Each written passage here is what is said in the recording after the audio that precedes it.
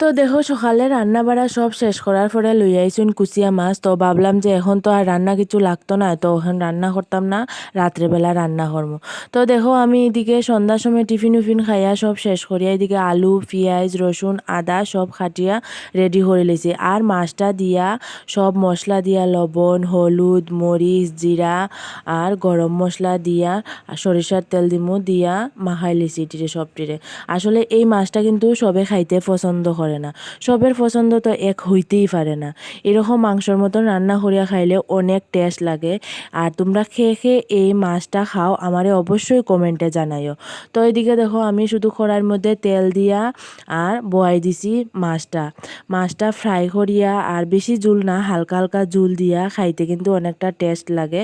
তোমরা একবার রান্ধিয়া খাইয়া দেখিও।